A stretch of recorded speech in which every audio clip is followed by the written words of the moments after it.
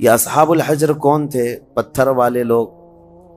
یہ ایک ایسی قوم تھی، بہت اونچے چوڑے لمبے لوگ تھے، بڑے طاقتور لوگ تھے، اور ان کا کام یہ تھا کہ پورے پتھر کے پہاڑ کو ہاتھوں سے تراش کر کے اپنا گھر بنا لیتے تھے. یہ معمولی بات نہیں ہے، یعنی پتھر کو ڈیزائن کرنا، تراشنا، اور اس کے اندر جو ہے دروازے بنانا، کمرے بنانا، سب پہاڑ کے اندر ہی ہوتا تھا. باقی کوئی چیز اینٹ سیمنٹ سے جس طرح دیواریں بنائی جاتی ہیں نہیں ہے. یہ وہ آج بھی ان کے بنائے ہوئے گھر میں موجود ہیں. مدائن صالح اس کو کہا جاتا ہے. سعودی عرب میں یہ شہر موجود ہے الاولا نام سے. اب ان لوگوں نے اس کو پکنک پوائنٹ بنا دیا ہے.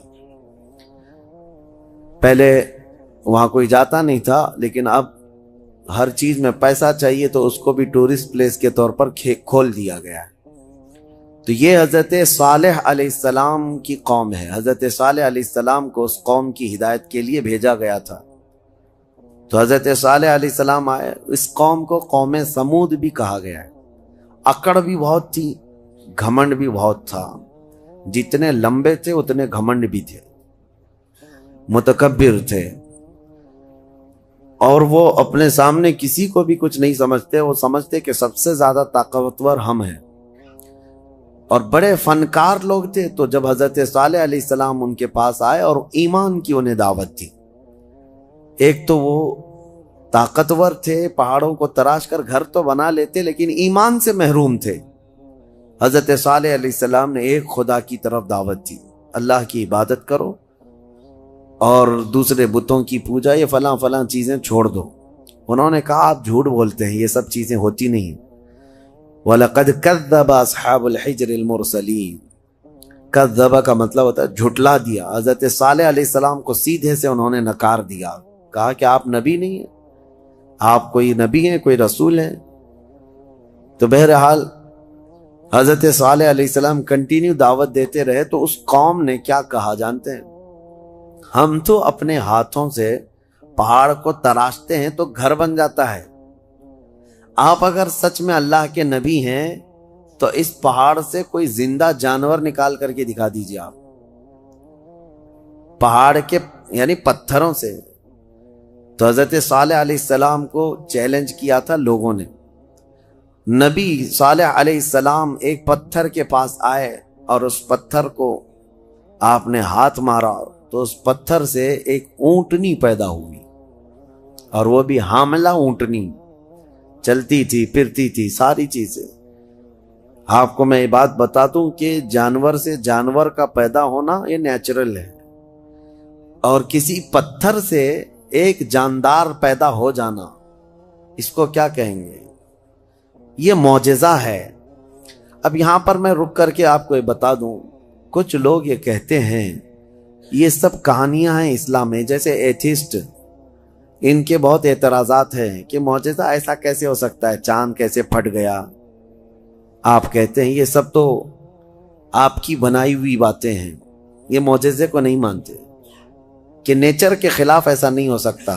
ہم کہتے ہیں نیچرل چیز آپ کو یہ لگتی ہے، لیکن کچھ چیزیں ایسی ہوتی ہیں جس کو سپر نیچر کہا جاتا ہے. قانون سے بھی بڑھ کر کے کوئی چیز ہوتی ہے، قانون سے بڑھ کر کے، یعنی کوئی چیزیں ہیں دنیا میں، کچھ قانون ہے. میں آپ سے پوچھتا ہوں، گریویٹی کا قانون پتہ ہے نا؟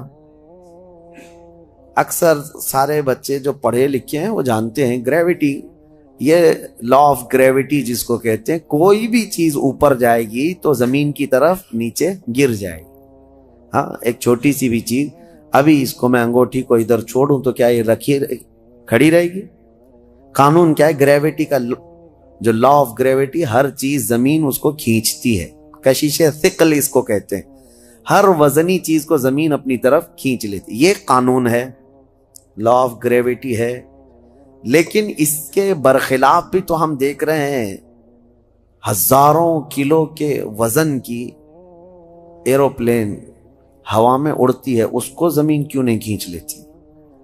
یہ کچھ لا آف گریویٹی سے بڑھ کر کے کوئی انسان ہی نے بنایا نا، اور دنیا اس کو ایکسپٹ کر رہی ہے. ہونا تو یہ چاہیے پانی میں ایک چھوٹا سا تنکا بھی ڈال دو، کیا ہوگا؟ پانی میں اندر چلا جائے گا۔ لیکن ہزاروں ٹن وزن لے کر کے کچھ شپ، کچھ جہاز پانی پر ایسے ہی تیرتے ہوئے جاتے ہیں، انسانوں کو بھی لے کے چل رہے ہیں، سامان کو بھی لے کے چل رہے ہیں۔ تو قانون جو ہے اس سے ہٹ کر کے بھی تو کچھ چیزیں ہوئی ہیں نا، دنیا میں ہو بھی رہی ہیں۔ تو معجزہ جو ہوتا ہے وہ سپر نیچر ہے، اور یہ بھی اللہ کے نبیوں سے ہے۔ جب لوگ ان سے مطالبہ کرتے ہیں تب اللہ تعالیٰ اپنے نبی کو یہ اختیار دیتا ہے، اور وہ نبی اپنی طاقت سے ایسا معجزہ دکھاتے ہیں۔ اب پتھر سے اونٹنی کا پیدا ہونا یہ معجزہ ہے۔ ان کو، بعض لوگوں کو یہ ہضم نہیں ہوگی بات اور سمجھ میں نہیں آئے گی۔ ان سے کہو اگر سمجھ میں آ جائے تو معجزہ ہی نہیں ہے۔ اگر سمجھ میں آ جائے معجزہ وہ ہے جو عام انسان کی سمجھ میں نہ آئے۔ عام انسان کی سمجھ میں نہ آئے وہ کیا ہے؟ معجزہ ہے۔ حضرت صالح علیہ السلام نے کر کے دکھایا۔ اب وہ اونٹنی چرتی بھی تھی، آتی بھی تھی، یہ صاف نشانی دیکھ رہے تھے وہ لوگ، کفار و مشرکین۔ لیکن ہوتا ہے نا کچھ لوگ جو انت بھکت ہوتے ہیں، گوبر بھکت ہوتے ہیں، ان کو ہزار صاف نشانیاں دکھیں، نہیں نہ ایمان لانا نہیں ہے۔ انکار کر دیا انہوں نے، کہا کہ یہ نہیں ہو سکتا۔ تو حضرت صالح علیہ السلام کی اونٹنی چرتی تو رہی، اور اس کے بعد ہوا یہ کہ وہ جو گاؤں کا تالاب تھا، جب وہ اونٹنی اس میں پانی پینے جاتی تو پورا پانی پی جاتی۔ تو اب ان کو ڈر لگنے لگا کہ ہمارے مویشی، ہمارے جانور کہاں پانی پئیں گے، تو وہ دشمنی کر بیٹھے اللہ کی اونٹنی سے۔ اس کو ناقۃ اللہ کہا ہے قرآن میں، ناقۃ اللہ، اللہ کی اونٹنی ہے۔ تو اب پھر اس کی دشمنی کرنے لگے۔ حضرت صالح علیہ السلام نے ڈرایا، یہ اللہ کی نشانی ہے، اس کے ساتھ چھیڑ چھاڑ کرو گے تو اللہ کا عذاب آئے گا، اس اونٹنی کو کچھ نہ کرنا۔ ہاں پانی کی ضرورت ہے، میں باری لگا دیتا ہوں، ایک دن یہ اونٹنی پانی پیے گی، ایک دن تمہارے جانور پانی پیے گی۔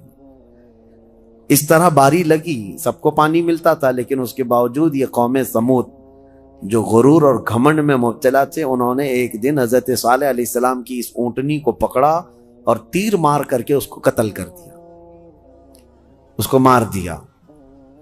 جب اونٹنی جیسی ہی ختم ہو گئی، اللہ کا عذاب آنا تھا۔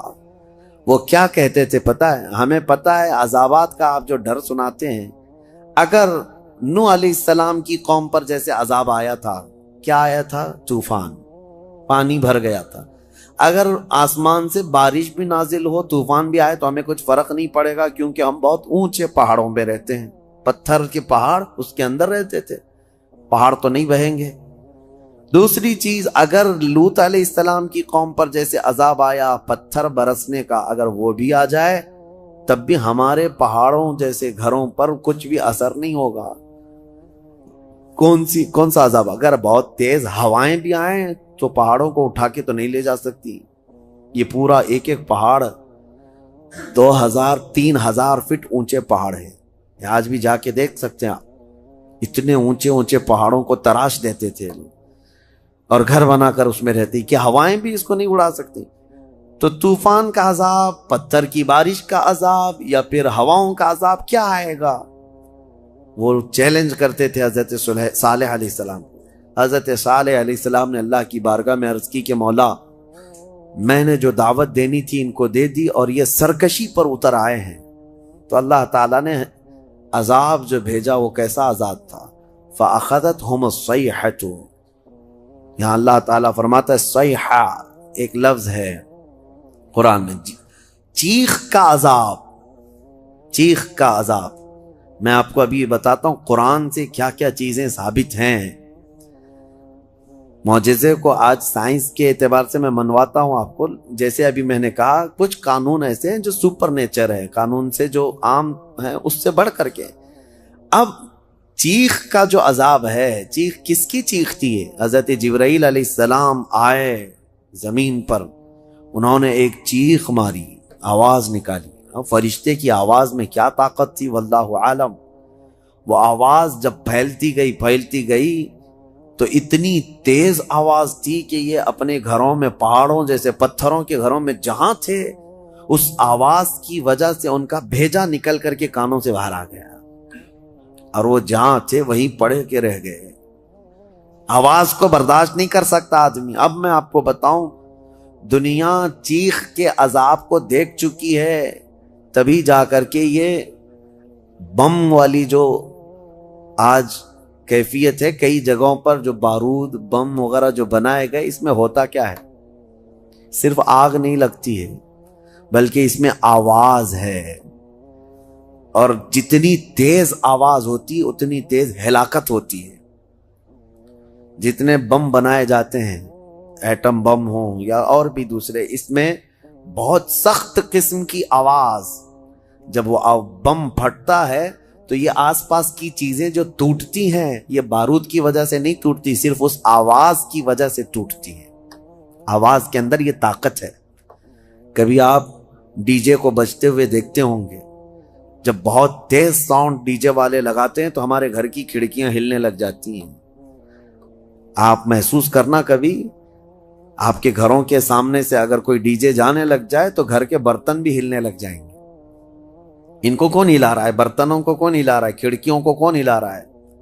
آواز میں اتنی طاقت ہے. یہ تو ڈی جے بہت شارٹ قسم کی آواز ہے جس کو آج آپ سن سکتے ہیں، لیکن جو بم کی آواز ہے اس کو آپ کے کان نہیں سن سکتے. اور یہ دنیا کی بنائی ہوئی آوازیں ہیں، اس سے کئی ہزار گنا زیادہ ایک فرشتے کی آواز میں طاقت ہے. جب وہ آواز آئی ہوگی تو پھر انسانوں کا کیا حشر ہوا ہوگا. تو صرف چیخ کی وجہ سے وہ پوری قوم ہلاک ہو گئی، سب اپنے گھروں میں پڑے رہ گئے، وہ عذاب الہی کے شکار ہو گئے. یہ ان کا ذکر اس سورے میں آیا ہے. ان کو اصحاب الحجر کہا گیا ہے. یہ پتھر والی قوم ہے. اے گھمنڈ میں مبتلا لوگو، آج تمہیں اگر ایسا لگتا ہو کہ میرے پاس بہت کچھ ہے اور میں بچ جاؤں گا، تو اصحاب الحجر نہیں بچ سکے. وہ اپنے پہاڑ جیسے گھروں کے اندر مردہ پڑے رہ گئے. قیامت بھی جو قائم ہونی ہے نا، وہ بھی آواز پہ ہی قائم ہونی ہے. آواز، یہ آج دنیا کو اچھی طرح سے پتا ہے کہ ساؤنڈ کے اندر کتنا پاور ہے، اور آواز کے ذریعے سے ہی پوری دنیا کو ختم کیا جائے گا. کیسے؟ حضرت اسرافیل علیہ السلام سور پھونکیں گے. سور ایک باجے جیسی شکل کی ایک چیز ہے. یہ اسرافیل علیہ السلام ایک فرشتے ہیں اللہ کے، وہ ہاتھ میں لے کر کھڑے ہیں انتظار میں کہ جب مولا کا حکم ہوگا اس کو بجائیں گے. جیسے ہی اس کو پھونکنے لگیں گے دنیا میں آواز پھیلے گی. پہلے ہلکی ہلکی ہلکی ہوتے ہوئے وہ آواز اتنی بڑھ جائے گی کہ لوگ پہلے اس آواز کو سنتے ہوئے بے ہوش ہو جائیں گے. پھر اسی آواز پر پوری دنیا کی موت ہو جائے گی. ایک بھی باقی نہیں رہے گا، ایک بھی باقی نہیں رہے گا. اس سور کی آواز پر سارے کے سارے پورے روئے زمین پر جتنے انسان ہیں وہ سب کے سب مر جائیں گے. یہ قیامت قائم ہونے کا منظر. پھر اللہ تبارک و تعالی زمین میں زلزلے پیدا فرمائے گا، اور پھر یہ پہاڑ سب پورے اڑنے لگ جائیں گے. زمین ختم کر دی جائے گی، ساری چیزیں ختم کر دی جائیں گی. پھر اللہ تبارک و تعالی جو میدان قیامت قائم فرمائے گا، پھر اس میں سارے انسانوں کو جمع کرے گا. تو سور پھونکا جائے گا، اور سور کی آواز بہت تیز ہوگی. لیکن الحمدللہ آپ نہ گھبرائیں، ہمارے اوپر نہیں آنی ہے قیامت، کیونکہ فرمایا گیا قیامت جو ہے کسی بھی مومن پر نہیں آئے گی. اس وقت کوئی مومن باقی نہیں رہے گا، مسلمان نہیں رہے گا. قیامت جو سور پھونکی جائے گی اور اس وقت جو سارے لوگ ہلاک ہوں گے، اس میں ایمان والے لوگ نہیں رہیں گے. ایمان والے بہت پہلے ہی دنیا سے جا چکے ہوں گے. اب آپ اندازہ کرو، جب سارے ایمان والے ختم ہو جائیں تبھی قیامت کو آنا ہے، اور جب تک مومنین زندہ ہیں قیامت نہیں آئے. یہ روایات سے ثابت ہے.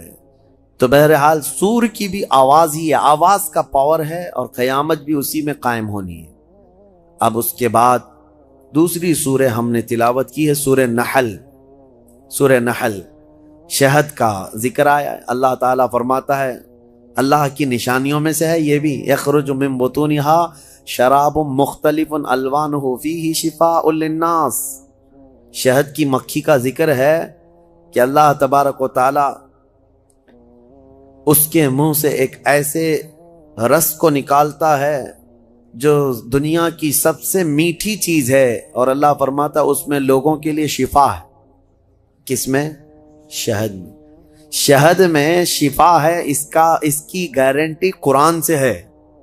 اللہ نے فرمایا الگ الگ رنگ کے پھولوں سے یہ مکھی چوس کر کے آتی ہے رس، اور اپنے چھتے میں لا کر چھوڑ دیتی ہے، اور اس کے بعد اس میں مٹھاس آتی ہے، اور غضب کی مٹھاس، اس کی مٹھاس کا مقابلہ کوئی نہیں کر سکتا۔ جو اوریجنل مٹھائی ہے وہ شہد ہے دنیا میں، باقی سب چیزوں کو چھوڑ دے، سب بنی ہوئی ہیں، لیکن اوریجنل جو مٹھاس ہے وہ صرف شہد کی ہے۔ اس کا ذکر کیوں ہے؟ دو جانوروں کا اللہ نے ذکر فرمایا، ایک گائے کا، یعنی دودھ دینے والی جو بھی ہے، اللہ فرماتا ہے کہ ہم دودھ کہاں سے نکالتے ہیں، دودھ کہاں سے آتا ہے؟ قرآن فرماتا ہے من بین فرث و دم، گوبر اور خون کے بیچ سے۔ گائے چارہ کھاتی ہے، اس کے بعد اس کو جگالی کر کے وہ ہضم کرتی ہے، اور اس کا وہ فضلہ بن جاتا ہے، اور اسی سے تھوڑا خون بھی بنتا ہے۔ خون اور اس کے گوبر کے بیچوں بیچ سے دودھ کو اللہ نکالتا ہے۔ اللہ فرماتا ہے من بین فرث و دم لبنا خالصا، خالص دودھ نکلتا ہے، نہ اس میں گوبر کا اثر آتا ہے، نہ خون کا اثر آتا ہے، اور نہ ہی کسی گائے کو چیر کر کے دیکھ لو کہ کوئی فلٹر اندر رکھا ہوا ہے۔ کون سی مشین لگی ہوئی ہے؟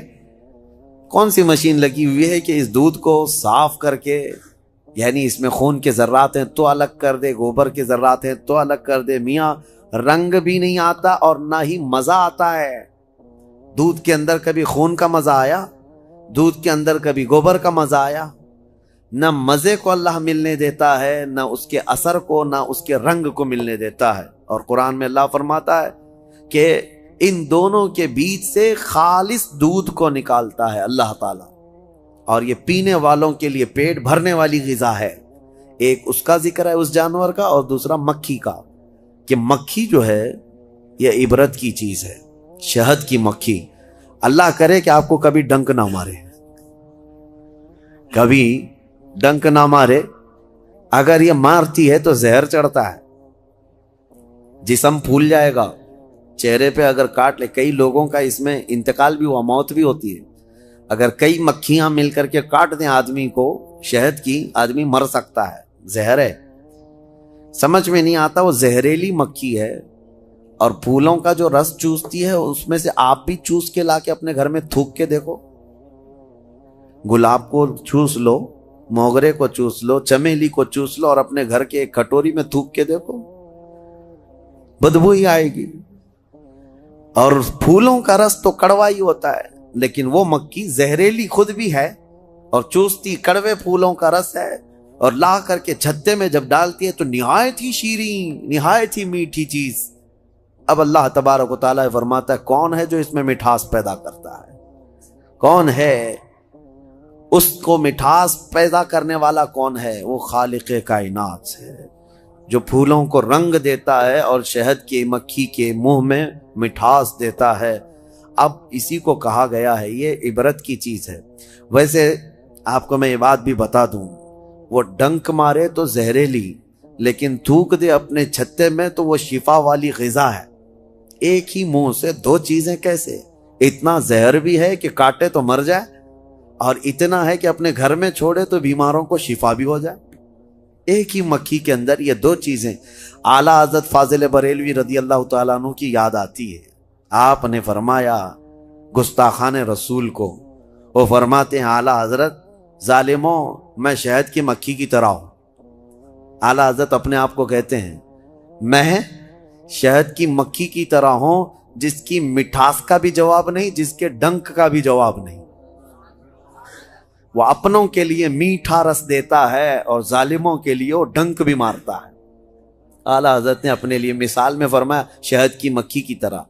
لیکن میں آپ کو ایک روایت یہ بھی بتاؤں، اس شہد کی مکھی کے اندر جو مٹھاس آتی ہے، اتنی مٹھاس کیسے؟ فرمایا کہ یہ جب پھولوں کا رس چوستی ہے تو پھولوں کا رس چوس کر اپنے گھر جانے تک یہ حضور پاک پر درود پڑھتی ہے۔ اور اس درود کی برکت ہے حضور پاک صلی اللہ تعالی علیہ وسلم کے کہ اس کے منہ میں مٹھاس پیدا ہوتی ہے۔ اللہ تعالی ہمارے منہ میں مٹھاس پیدا فرمائے۔ مسلمان ہونے کے ناطے آپ یہ مجھے بتائیں، جہنم سے بچنا، دوزخ سے بچنا ممکن ہے کہ ناممکن ہے؟ ناممکن تو نہیں۔ جہنم سے کیونکہ اللہ تعالیٰ نے ہمیں بتایا ہے کہ تم اگر برے کام نہیں کرو گے تو جہنم میں تھوڑی نہ جانا ہے۔ تو یہاں کچھ پریکاشن سے، کچھ احتیاط سے جہنم سے بچا جا سکتا ہے کہ نہیں؟ اب دیکھو ہماری یہاں پر الٹ پھیر کیسے ہے زندگی میں، جو امپاسبل ہے موت سے بچنا، اس کے لیے ہم دوڑ بھاگ بہت کرتے ہیں، کوشش بہت کرتے ہیں کہ کسی طرح بچ جائے۔ یہ دوائیاں کرانا، ساری چیزیں تو اسی لیے تو ہے نا، موت سے بچنے کے لیے۔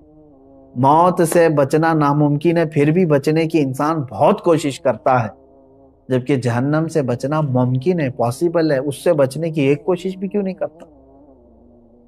وہاں پر کوشش ہونی چاہیے۔ اب میں اگر آپ کو سنا دوں چند آیتیں، اس کے بعد سوائے دعا کے ہمارے پاس کوئی ہاتھ ہی نہیں ہے۔ قرآن کی چند آیتیں میں آپ کے سامنے رکھتا ہوں، مفہوم آیتوں کا رکھتا ہوں جلدی جلدی میں، کہ جہنم کا ایک خاکہ میں آپ کو بتا دوں کہ ہے کیا یہ چیز جہنم۔ پہلے قرآن کی آیتیں اگر آپ سن لیں کہ قرآن پاک میں اس کو اللہ تعالیٰ نے کس طرح سے بیان کیا ہے، بہت ساری جگہ آپ آیتیں بھی پڑھتے ہیں، سورتیں جو آپ کو یاد ہوں گی، ان سورتوں میں بھی کئی جگہ جہنم کا ذکر آیا ہے۔ وَيْلٌ لِكُلِّ ہُمَزَةٍ، یہ جو سورہ ہے اس میں پورا جہنم کا تذکرہ ہے۔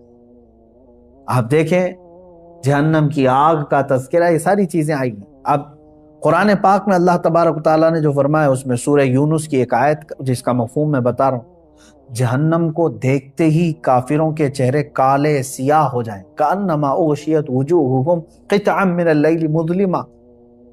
دیکھتے ہی جہنم کو، جب جہنم کو لایا جا رہا ہوگا تو چہرے جو ہے بالکل کالے پڑ جائیں گے، سیاہ پڑ جائیں گے۔ اچھا، جہنم کوئی ایک کنویں کا نام نہیں ہے۔ جہنم کتنی بڑی ہے یہ میں اگر آپ کو بتا دوں تو اندازہ کریں، جہنم میں جس کو ڈالا جا رہا ہے نا، جو جہنمی، اس کے ایک کندھے سے دوسرے کندھے تک جو چوڑائی ہے، وہ ایک تیز گھوڑا 40 دن دوڑے تب طے ہوگی۔ جہنمی، ایک جہنمی، جہنم کی بات نہیں کر رہا ہوں، جس انسان کو ڈالا جا رہا ہے دوزخ میں، اس کو اتنی بڑی شکل بنا کر کے ڈالا جائے گا۔ اب آپ اندازہ کریں، ایک جہنمی جب اتنا بڑا اس میں گر رہا ہے، تو جو لاکھوں کروڑوں کی تعداد میں جو جہنم میں گر رہے ہوں گے، تو پھر جہنم کتنی بڑی ہوگی؟ اس سے اندازہ کر سکتے ہیں آپ؟ اس کے طبقات ہیں، وادیاں ہیں، عذابات ہیں، کیسے کیسے عذابات ہیں، ان کے ذکر بھی قرآن پاک کے حوالے سے آئے ہیں۔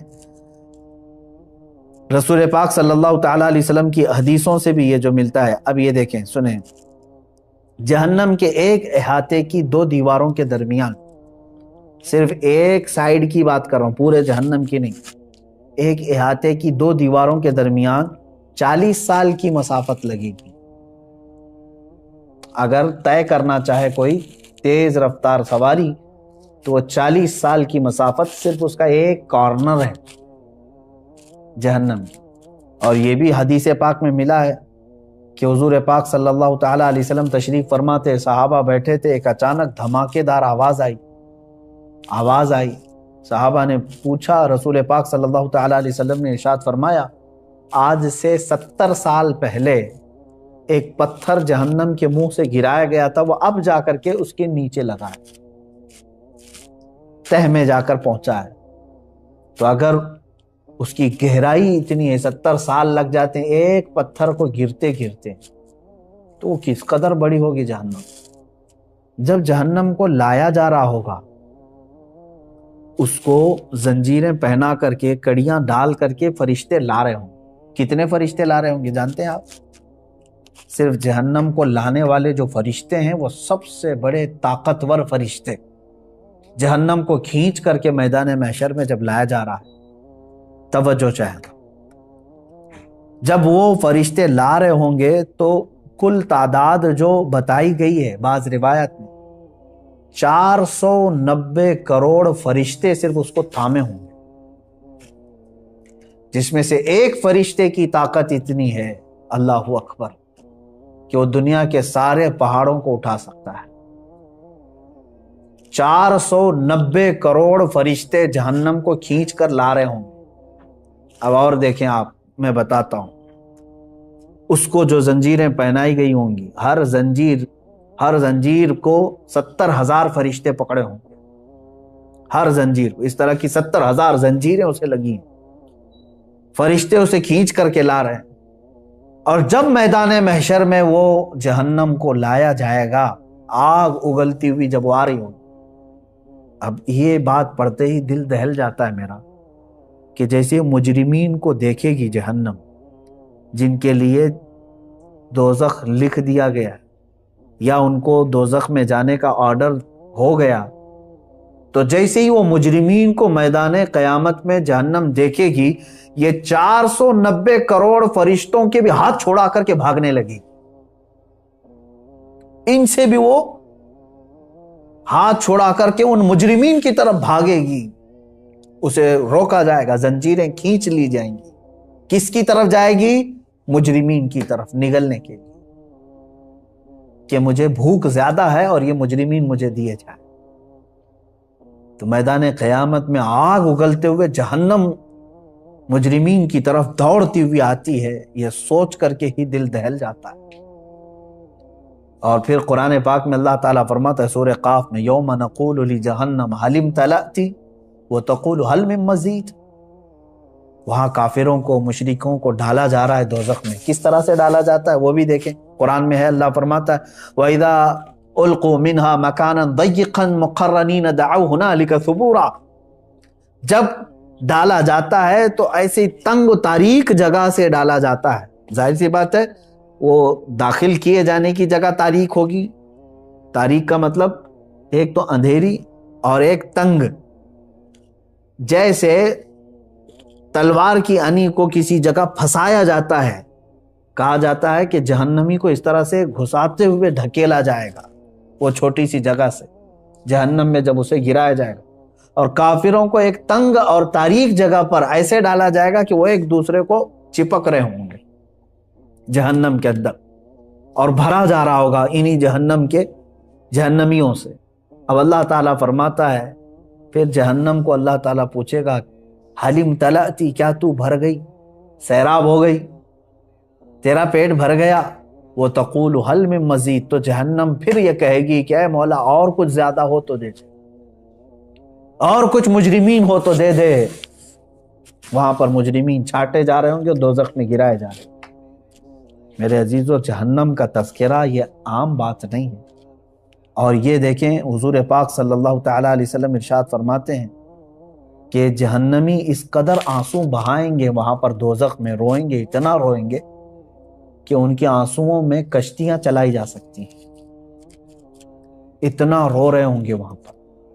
اور جہنم میں جب ڈال دیا جائے گا تو وہ پھنکارے ماریں گے، اس طرح شور ہوگا دوزخ میں، اتنا شور ہوگا کہ ایک دوسرے کی آواز کسی کو نہیں سنائی دے رہی۔ وہ ہر کوئی، کیوں نہیں شور ہوگا؟ کہ جو وہاں پر ان کو زندگی دی جا رہی کیسی ہے جانتے ہیں؟ آگ کا بچھونا، آگ کا اوڑھنا، اللہ اکبر، آگ کی زنجیریں ان کو پہنائی جا چکی ہوں گی، ہاتھوں میں بھی اور پیروں میں بھی، اور وہاں کا ایک سانپ اونٹ کے برابر اور بچھو خچر اور گھوڑے کے برابر کے، اگر وہ ڈنک مارے تو روایت میں ملتا ہے کہ 40 سال تک اس کا درد محسوس کرے گا وہ۔ اور جو اس کی چمڑی ہے جہنمی کی، وہ چھوٹی موٹی نہیں ہے، 42 ہاتھ کے برابر کی موٹی چمڑی ہوگی۔ ایک جہنمی کے جسم پر جو چمڑی ہوگی اس کو جلایا جا رہا ہوگا، اتنا بڑا اس کو بنا کر کے عذاب چکھایا جائے گا۔ اور قرآن پاک میں اللہ تعالیٰ نے فرمایا فَذُوقُوا بِمَا كُنْتُمْ تَكْفُرُونَ، چکھو اب عذاب جو تم کفر کرتے تھے، دنیا میں بہت کفر کرتے تھے، انکار کرتے تھے، آج چکھو۔ اللہ تبارک و تعالیٰ کے فرشتے جب جہنمیوں کو لا رہے ہوں گے، کس طرح سے کہا گیا؟ منہ کے بل لائے، بعض کو ان کا منہ دونوں گھٹنوں کے بیچ میں پھنسا کر کے اور وہاں سے ان کی گردن پکڑ کر کے کھینچتے ہوئے دوزخ کی طرف لا رہے ہو، اور بعض کو ان کے پیٹ کی انتڑیاں پیچھے کے مقام سے باہر نکالی جائیں گی اور اس طرح سے انہیں کھینچ کر دوزخ میں ڈالا جائے گا۔ آپ یہ مت سمجھنا کہ جہنم ہمارے لیے نہیں ہے، کافروں کے لیے، کافروں کے لیے ہمیشہ ہمیش کے لیے۔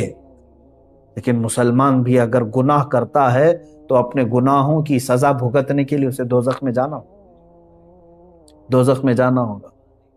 اور قرآن پاک میں اللہ تعالیٰ فرماتا ہے کلما نضجت جلودہم بدلناہم جلودا غیرہا لیذوقوا العذاب، جب تمہاری چمڑی پک جائے گی آگ کی گرمی کی وجہ سے، ہم وہ چمڑی بدل دیں گے، پھر نئی چمڑی لگائیں گے۔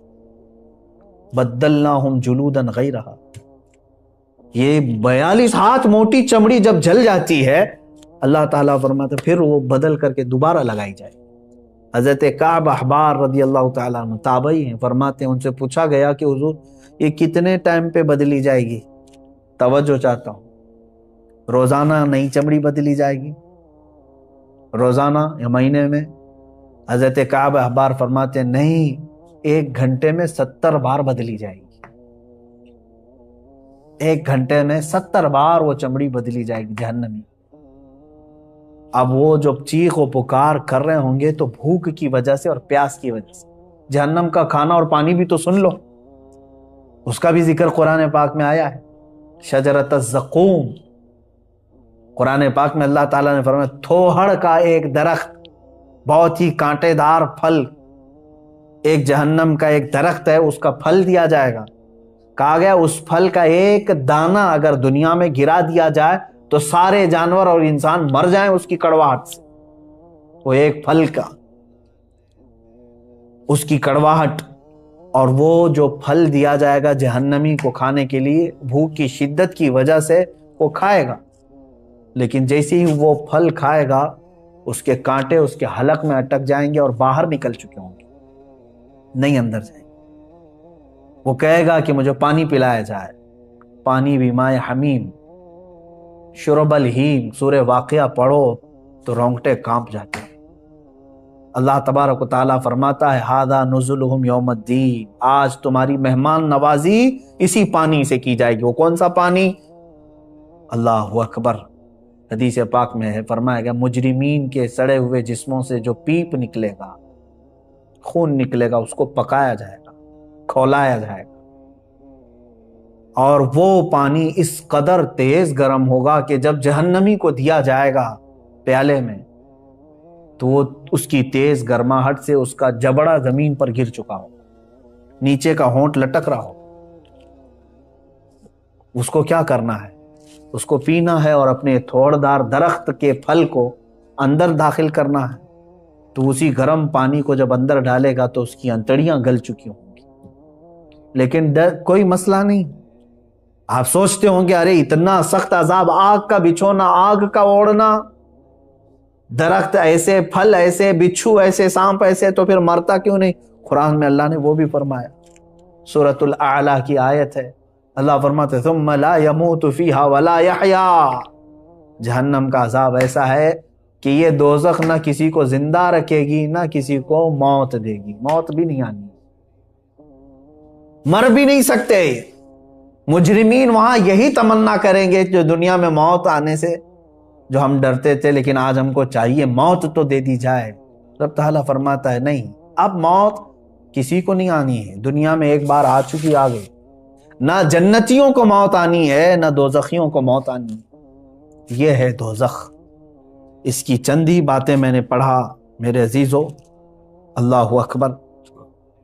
ایک حدیث پاک ہے مسند احمد کی، یہ بھی حدیث سن لے، میرے آقا صلی اللہ علیہ وسلم سے مروی ہے، جہنمیوں کے سر پر اس قدر کھولتا ہوا گرم پانی ڈالا جائے گا کہ وہ سر میں چھید کر کے پیٹ میں پہنچ جائے گا۔ اگر اوپر سے پانی گرایا جائے تو سر میں سے سوراخ کرتے ہوئے پیٹ میں گر جائے گا، اور پیٹ میں جو کچھ ہو اسے کاٹ ڈالے گا، اور یہ سب کچھ پیٹ سے نکل کر قدموں میں آ گرے گا۔ اللہ اکبر۔ اور یہ جہنمیوں کو ایک اور عذاب ہے، پہاڑ چڑھنے کا عذاب، صعود، ایک پہاڑ ہے، کہا جائے گا کہ اس پہاڑ کو طے کرو، چڑھو.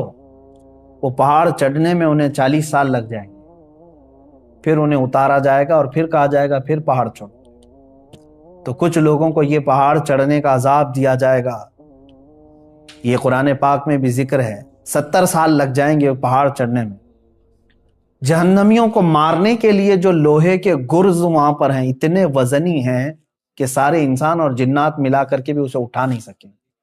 لیکن وہ فرشتے جو عذاب دینے والے فرشتے ہیں وہ سخت ہیبت ناک شکل میں جہنم میں موجود ہوں گے، جو عذاب دے رہے ہوں گے، اور بے رحم، بالکل کسی پر رحم نہیں کھائیں گے.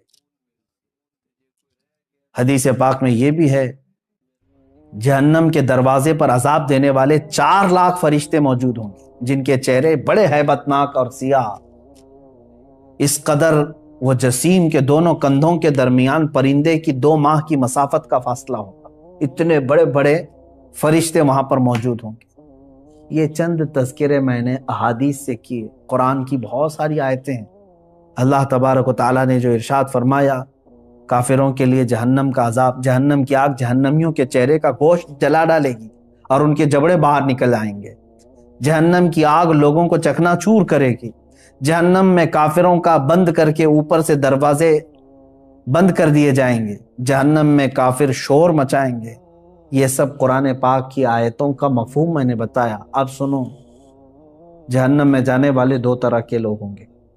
ایک کفر کر کے جا رہے ہیں، کفر یا شرک کر کے جا رہے ہیں، یعنی خدا کا دنیا میں انکار کیا تھا، یا تو پھر ضروریات دین میں سے کسی کا انکار کیا تھا جس کی وجہ سے کافر ہو کر کے مرا. یہ جو جانے والوں کی کیٹیگری ہے یہ ہمیشہ کے لیے جائیں گے دوزخ. 100 سال، لاکھ سال، کروڑ سال نہیں پتا، نان اینڈنگ. اس کے بعد انہیں وہاں سے نہیں نکالا جائے. دوسری جماعت وہ ہے جو مومن تو تھے، مسلمان تو تھے، لیکن گناہوں میں ملوث تھے، رب تبارک و تعالیٰ کی نافرمانیوں میں ملوث تھے. نمازیں چھوٹی ہوئی ہیں، زکوٰۃ دیے ہوئے نہیں ہیں، روزے نہیں رکھے ہیں، لوگوں کو خیرات نہیں کرتے تھے. سورہ مدثر کی آیت ہے، بہت سارے جو مسلمان جہنم میں جائیں گے ان سے پوچھا گیا عن المجرمین ما سلککم فی سقر یتساءلون عن المجرمین. آپس میں مجرمین پوچھتے ہیں تو کیوں آیا دوزخ میں؟ تو اکثر کا جواب کیا ہے؟ قالوا لم نک من المصلین. اکثر مسلمان جو دوزخ میں ہوں گے کہتے ہیں ہم نماز نہیں پڑھتے تھے. جن کی نمازیں باقی رہ گئی یاد رکھ لینا دوزخ تمہارے انتظار میں.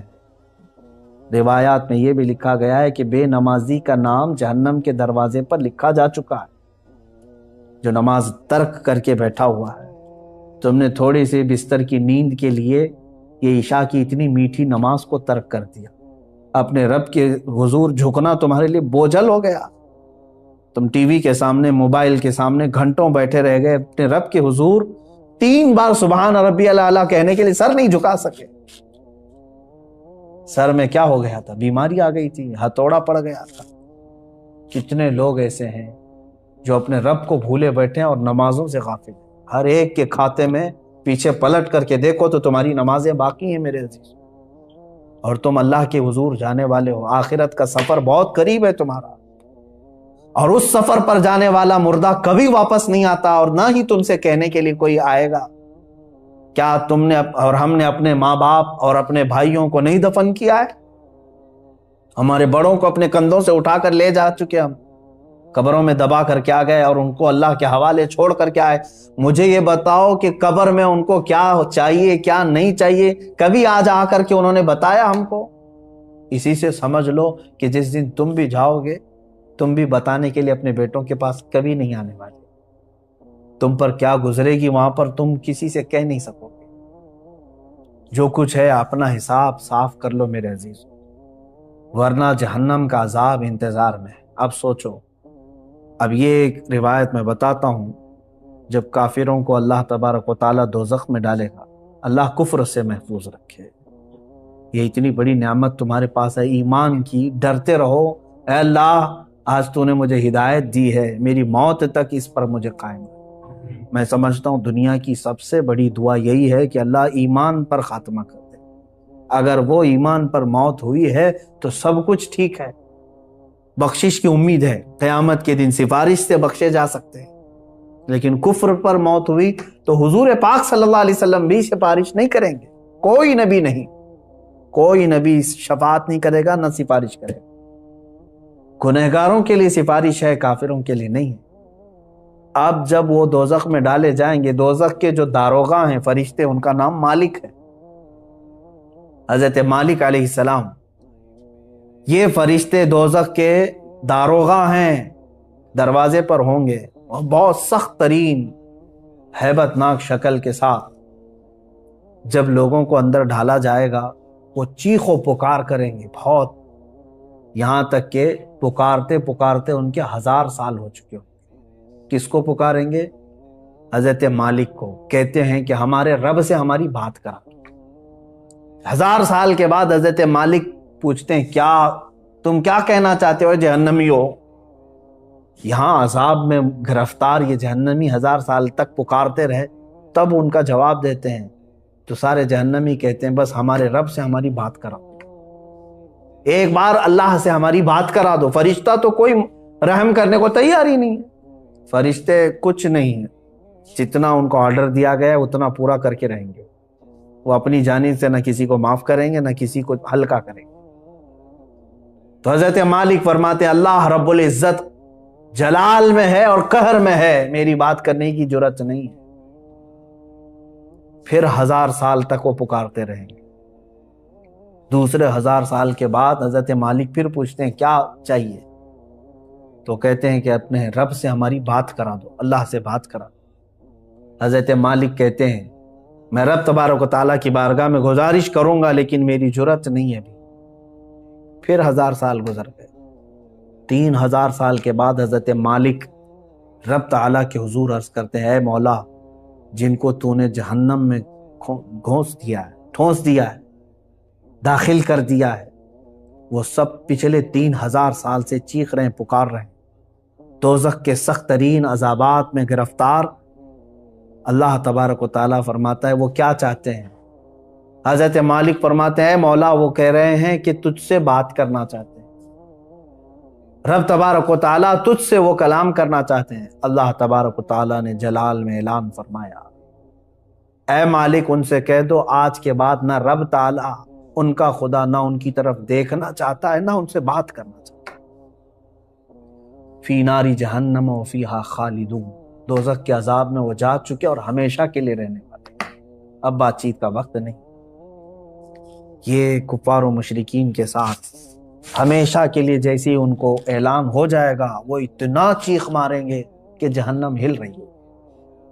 میرے عزیزو، انہی کے چیخ و پکار اور عذابات کے درمیان کچھ گنہگار بھی ہوں گے۔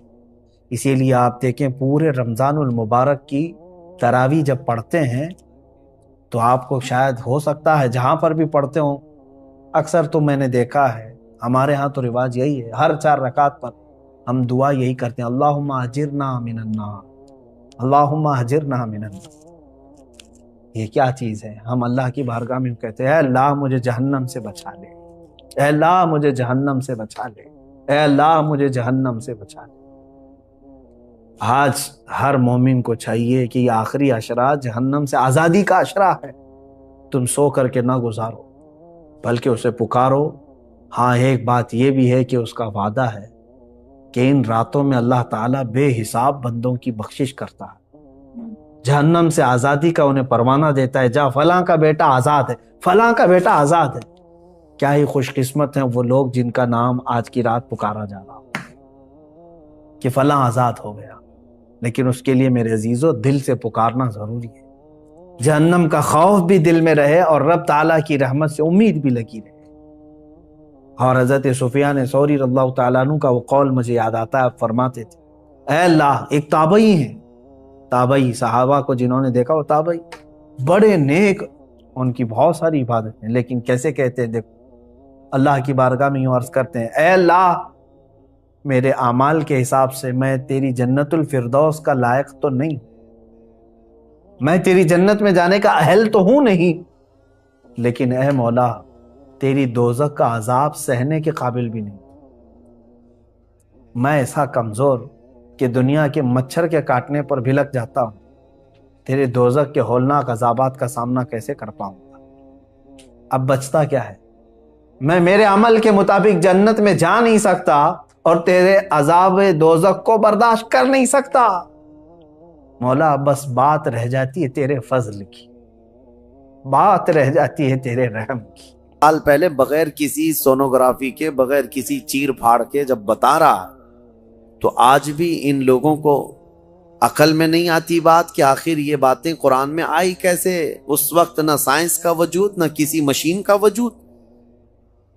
तो मोहम्मद अरबी सल्लल्लाहु तआला अलैहि वसल्लम की जुबान से जो कलमात निकले वो उनके अपने नहीं हैं, ये खल्लाक़े कायनात के कलमात हैं। जिसने पूरी कायनात को पैदा किया उसी ने ये तमाम चीज़ें बयान किया। आज ही के बारे में हमने दो बहुत अहम आयतें तिलावत की हैं, वो हमारे लिए बहुत ही हिम्मत वाली आयतें हैं। अल्लाह फरमाता इन्ना नहनु नज़्ज़लना ज़िक्रा व इन्ना लहू लहाफ़िज़ून, बेशक हमने ही कुरान को उतारा है और हम ही इसकी हिफाजत करने वाले हैं। अल्लाह का वादा है। ये 26 लेकर के जो बैठे हुए हैं ये पाखंडी मर जाएंगे, कुरान का कुछ नहीं कर सकेंगे, कुछ नहीं कर सकेंगे। कुरान बरसों से उसी तरह महफूज है। अच्छा, एक बात मैं आपको बता दूं, एक जाहिल बदतमीज किस्म का एथिस्ट उठा, सवाल करता है, काफी पहले की बात है, कहा कि कहते कुरान को अल्लाह ही हिफाजत करता है, अल्लाह ही हिफाजत करता है। ले जाकर के उसने हाथ से जला दिया। कहा मैं जलाया, कुरान तो बचा नहीं। ये ऐसी ही पागल है जैसे नमरूद ने कहा किया था। हजरत इब्राहिम अलैहिस्सलाम ने क्या कहा था नमरूद से, मैं उस खुदा की इबादत करता हूं जो मौत भी देता है, हयात भी देता है। तो उसने क्या किया, जेल से 2 कैदियों को निकाला और एक को मार डाला और एक को आजाद किया। कहा मैं भी जिंदगी और मौत देता हूं। ये ऐसी पागल एथिस्ट है। उसने कुरान को जला करके या खत्म करके कहा कि कहां बच सका। नादानो, कुरान का मतलब ये औराक नहीं है, ये फना है। ये चीजें, वरक जो है ये दुनिया की बनी हुई है। हम उस रेवलेशन को मानते हैं जो कुरान नाजिल हुआ है, जो नफ्से मजमून है, वो कभी फना नहीं होगा, वो कभी खत्म नहीं होगा। वो इल्मे इलाही है, वो अल्लाह की सिफत है, वो अल्लाह की सिफत है। कुरान मेरे सीने में है, इनके सीने में है, या वरक पर है, ये सब चीजें जा सकती हैं, ये चीजें जा सकती हैं, लेकिन वो रेवोल्यूशन, वो नुज़ूल कुरान का, वो कभी खत्म नहीं होगा। उसके मुतालिक हम कहते हैं तुम 100 नहीं, 1000 नहीं, लाख जला लो। और आग को जलाने का मतलब ये समझते हैं कि कुरान जला दिया, कुरान खत्म हो गया। नहीं, कुरान की हिफाजत अल्लाह खुद फरमा रहा है।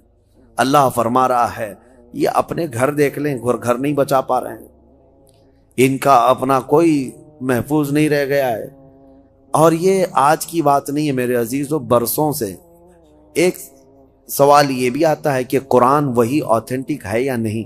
इससे कबल भी मैं पहली ही तफसीर में इसको बता दिया था, जब शुरू किए थे हम लोग। ये सवालात ये मुल्हिदीन की तरफ से आते हैं, बद्दीन एथिस्ट जो हैं, नास्तिक लोग, वो कहते हैं कि कैसे पता। हमने यही कहा कि अगर इसके खिलाफ तुम्हारे पास कोई सबूत है कि कोई दूसरा भी कुरान था तो लाके दिखा दो। 1400 साल से कहां सोए हुए थे सारे लोग। एक ही कुरान क्यों है पूरी दुनिया में, जो अल्हम्दुलिल्लाह से शुरू होता है वन्नास पे खत्म होता है।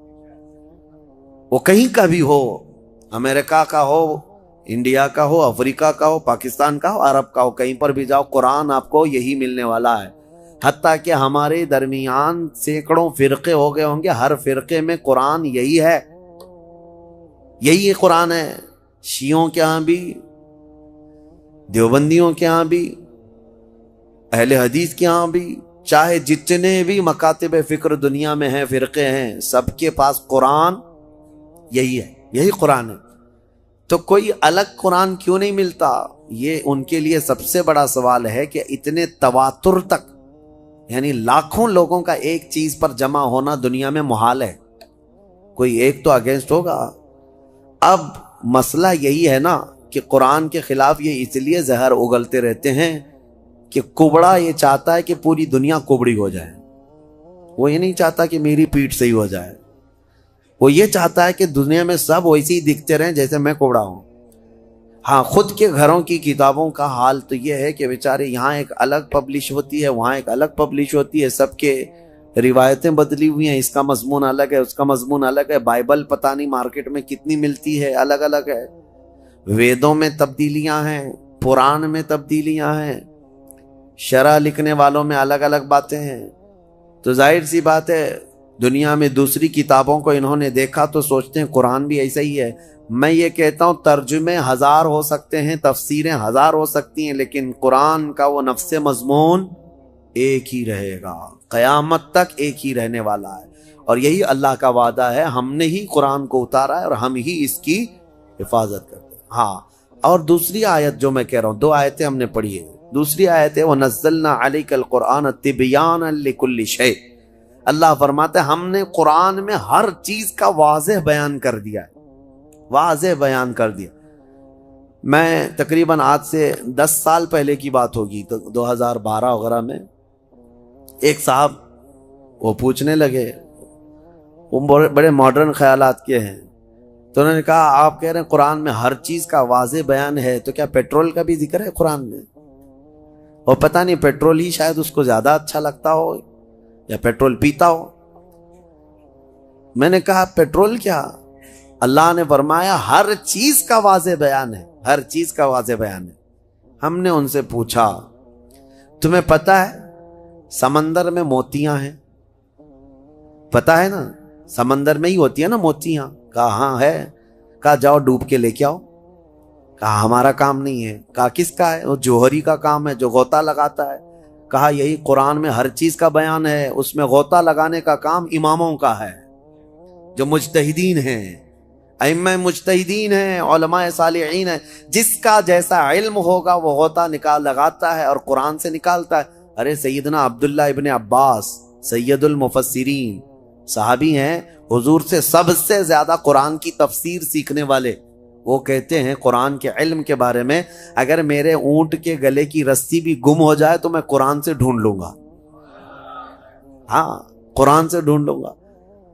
تو یہ ہر چیز کا واضح بیان ہے، لیکن یہ اپنے اپنے ظرف کی بات ہے، اپنے اپنے علم کی بات ہے۔ ہمیں پتہ ہے سمندر میں بہت سارے خزانے ہیں، لیکن ہر ایک کا کام نہیں ہے کہ سمندر میں جا کے موتیاں لے آئے۔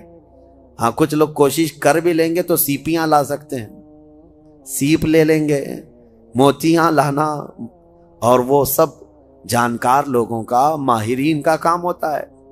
اسی طرح میرے عزیزو قرآن عظیم میں ہر چیز کا واضح بیان ہے۔ اس کا مطلب اب یہ بھی نہیں ایک فرقہ نکلا ہے اہل قرآن، ابھی ایک فرقہ ہے، انٹرنیٹ پر کتنے فرقے آئیں گے پتہ نہیں، ابھی 72 تو بہت پہلے ہی ہو گئے جو جہنم میں جانے والے تھے، ابھی آ ہی رہے ہیں، ان کی شاخیں پہ شاخیں ہو رہی ہے۔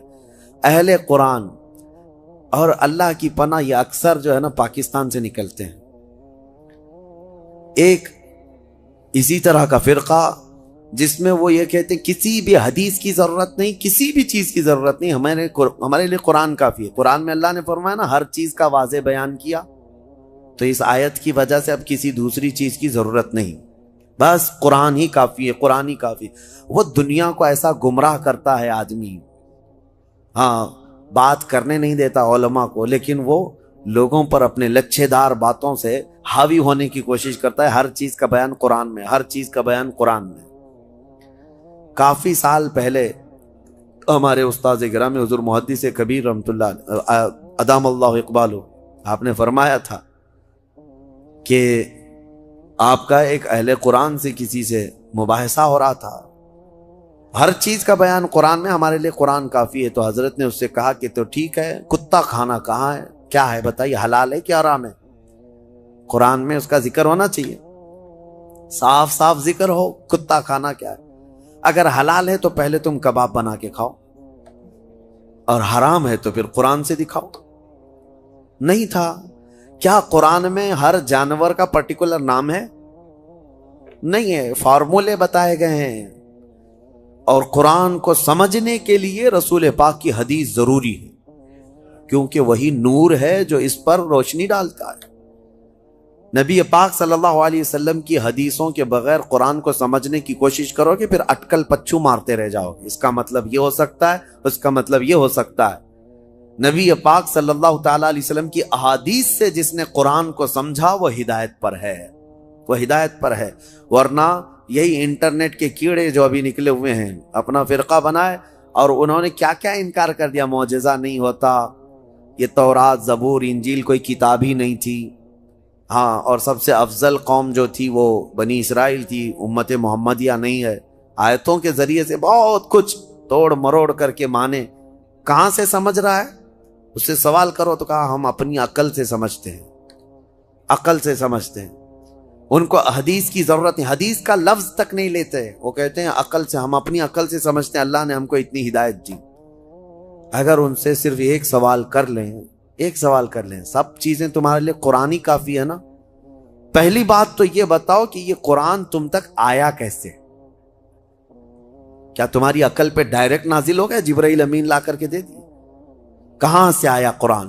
اس کی آتھینٹیسٹی چاہیے، تو ان کو بولنا پڑے گا، ان کو بولنا پڑے گا کہ رسول اللہ پر نازل ہوا، اور اس کو جمع کس نے کیا؟ کس نے کیا؟ عام لوگ جانتے ہیں، صحابہ اکرام نے جمع کیا۔ اب صحابہ اکرام سے تابعین میں آیا، تابعین سے پھر اولیاء امت میں آیا، یہ ایسے ہی چلتا چلتا قرآن ہمارے تک آیا نا۔ اب یہ صاحب یہ بیچ کے سارے سند ہٹانا چاہتے ہیں، نہیں، ہم کو ڈائریکٹ چاہیے۔ اگر تم یہ صحابہ کرام اور تابعین کے سلسلے کو ختم کرو گے تو قرآن کی سند بھی نہیں رہ جائے گی، قرآن کی سند بھی نہیں رہ جائے گی۔ قرآن کو اگر تم حقانیت والا کتاب مانتے ہو تو یہ ماننا پڑے گا اس کو ہم تک پہنچانے والی جو ذاتیں ہیں وہ نبی پاک صلی اللہ علیہ وسلم کے سچے غلام ہیں، اور انہوں نے ہی حضور کی حدیثیں بھی بیان کی، اور قرآن کی تشریح بھی انہوں نے ہی ہمیں سمجھایا۔ اسی لیے قرآن کو اپنی عقل سے نہیں بلکہ صحابہ اور تابعین کی سمجھ سے ہمیں سمجھنا ہے۔ جیسے رسول اللہ نے انہیں سمجھایا ہے ویسے ہم قرآن سمجھنا چاہتے ہیں، تو عقل نہیں، گوگل نہیں، بلکہ فہم صحابہ جس کو کہتے ہیں، صحابہ اکرام۔ ابھی لوگوں کو بڑا آسان ہے، آیت سمجھنا ہے گوگل کر دو، اور گوگل لا کر کے دیا، اور گوگل کتنی جگہ گلیوں میں پھنساتا ہے پتہ ہے، بڑی بڑی گاڑیاں لے جا کر کے نکڑ پہ لگا دیتا ہے۔ گوگل میپ والی آنٹی جو بولتی ہے اس کے پیچھے پیچھے چل کر کے کتنی مرتبہ تو ہم بھی دھوکے کھائے۔ ہاں، ہم کو جو ہے دلی سے نکل کر کے گاڑی میں 6 لوگ تھے، میپ لگا کر کے چل رہے ہیں، میں کہا کہ مجھے پتہ ہے راستہ، ڈرائیور صاحب رامپور کے تھے، کہے کہ نہیں میپ سے چلیں گے، رات کے 2 بج چکے ہیں، میپ سے چلتے چلتے کچے راستے پر لے کے گئے۔ میں کہا بریلی کا راستہ اتنا کچا تو نہیں ہے، دلی ایئرپورٹ سے بریلی جانا ہے، کچے راستے پر لے جا کر ایک جگہ ڈیڈ اینڈ آ گیا، کچھ بھی نہیں، اور بیریکیٹنگ ڈال کر کے پولیس لوگ کھڑے ہیں، ٹارچ ہمارے اوپر مارنے لگے۔ کہا ادھر کیوں آئے؟ ہم نے کہا کہ ہم بریلی جا رہے ہیں۔ انہوں نے کہا یہ تو سب جیل ہے، یہاں کیسے آ گئے؟ رات کے 3 بجے۔ تو یہ ہے گوگل وہاں تک پہنچاتا ہے۔ بہت سارے لوگ صرف جو ہے نا آیتوں کو گوگل کر کے وہیں تک جیل تک جانا چاہتے ہیں۔ صرف اس پر ڈیپینڈ مت رہو۔ ہاں، میں یہ نہیں اس کا انکار نہیں کرتا کہ اس میں کچھ نہیں ہے، لیکن یہ آتھینٹک ہے یا نہیں اس کو سمجھنے کے لیے پھر تمہیں علماء حق کی ضرورت ہوگی۔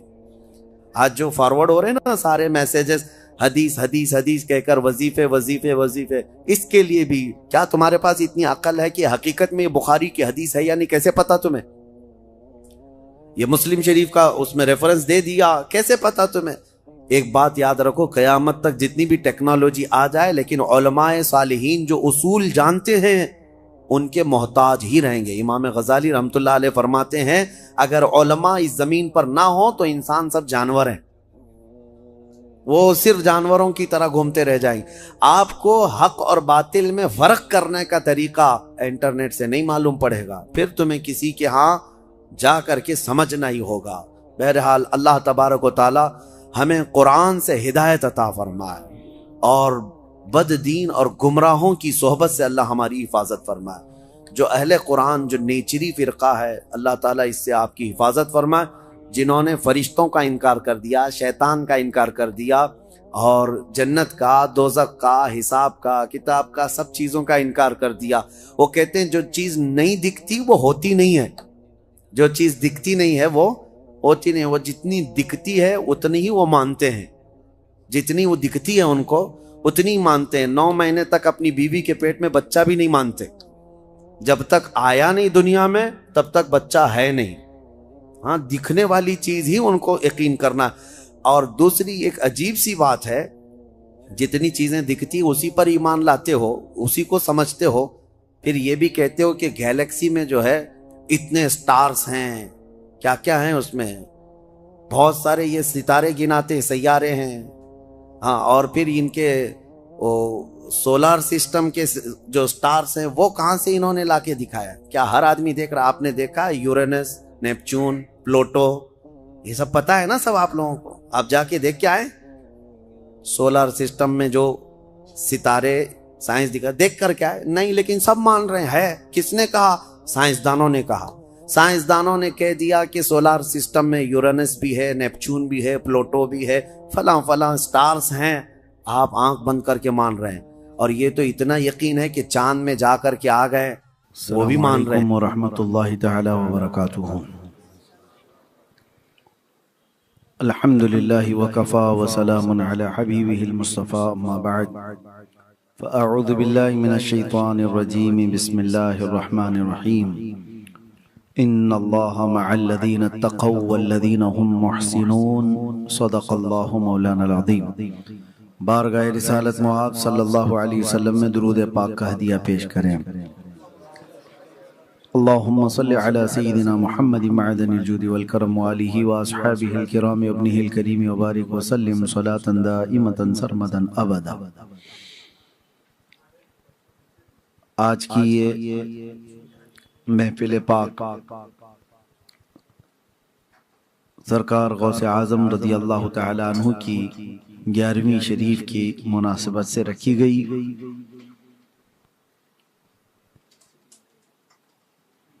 اللہ تبارک و تعالی اس کے فیوز و برکات ہم سب کو عطا فرمائے. سب سے پہلے یہ بات بھی آپ سب کے سامنے رکھ دوں کہ لوگوں نے اپنا ایک مزاج بنایا ہوا ہے آج مجھے لے کر کے خاص طور پر کہ یہ بہت بڑی بڑی کانفرنسوں اور بڑے جلسوں کے مقرر ہیں، اور شاید کیمرے والے بتا دیں تو پتہ چلے گا کہ یہاں کتنی بڑی کانفرنس چل رہی ہے، یہاں کتنا بڑا جلسہ چل رہا ہے. اصل مسئلہ بڑے جلسے، بڑے کانفرنس، بڑے میدانوں میں خطاب کرنے کا نہیں ہے. اصل مسئلہ ناموس رسالت پہ بیان کرنے کا ہے.